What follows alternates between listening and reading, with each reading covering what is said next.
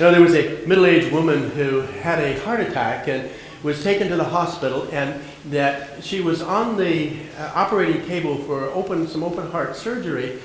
And during that process, she had a near-death experience. And in that experience, she was before the Creator and was asking God, is this it? And God smiled at her and said, no, sweetheart.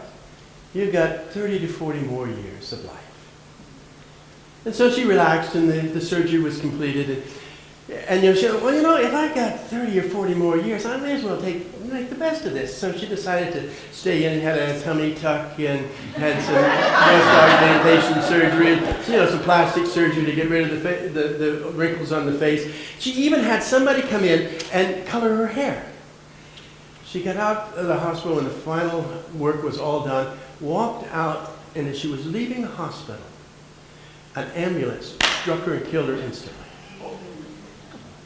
She found herself again before God. And she said, hey, what's the deal? You told me I had 30 or 40 more years. What am I doing back here? Because to say, I'm sorry, I didn't recognize you.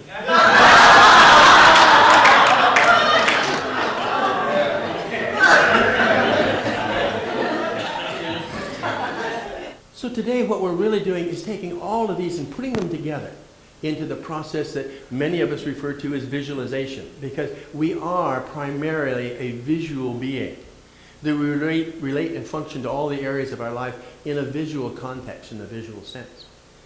So to that end, I want to demonstrate for you a little bit this morning about what I'm talking about. You've seen sitting up here these bricks, and it's appropriate as we're talking about building that we think about a material, particularly a foundation. And if you're going to build anything in your life experience, you have to have the building blocks, the elements of how the building is going to take place. And in the context of our lives, the building blocks are our ideas. And then we also have to have a tool with which we work and manipulate the pieces, and this trowel represents the tool. And in us, the tool is our creative imagination.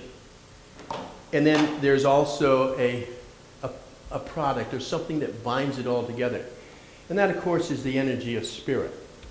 So as we're taking the building blocks of life, and we're taking the energy of spirit, and we're putting it on there, as you notice that it's not a particularly neat process.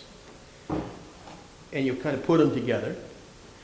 And then you may take another block, and you take this creative spirit of life and you put it on there. Put it on there liberally.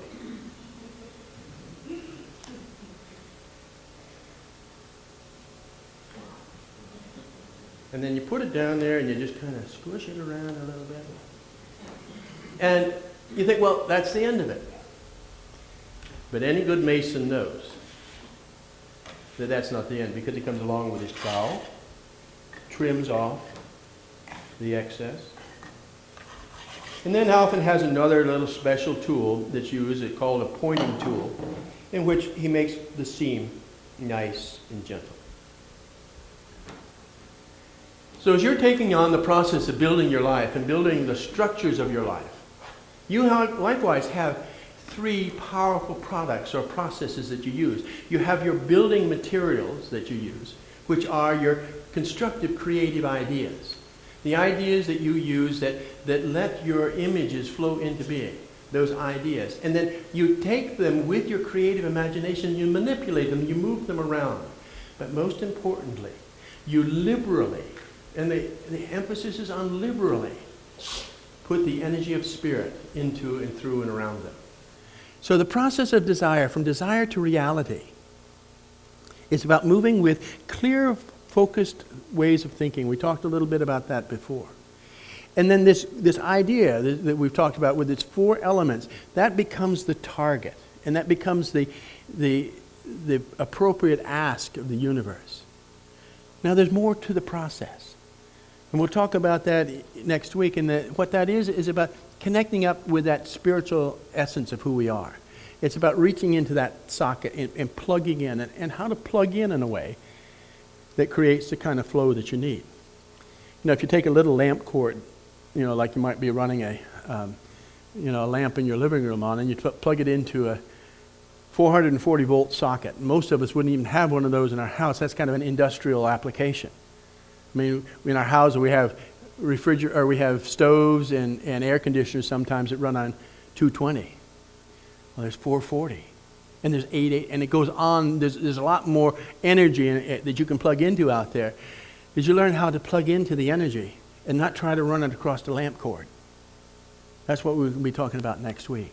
But for right now, understand that your desire, form that ask, form that right kind of ask, because God needs you to do that. That's what he's asking of the 5%. The 5% that know who they are as spiritual beings.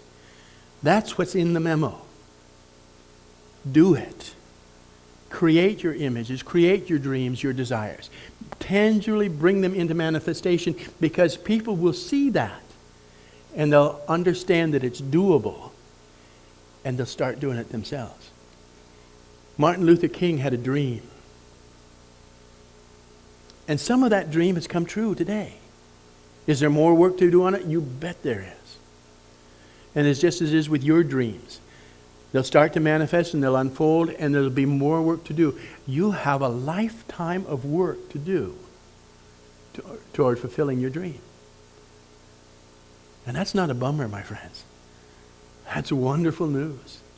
Because day by day, moment by moment, you're creating the life that you love to live. Or you're creating another kind of life. Which is it going to be for you? Choose. Ask, and you shall receive. Knock, and it shall be open to you. Seek, and you shall find. So spoke the Master, and so it is in your life. And that's the way it really is.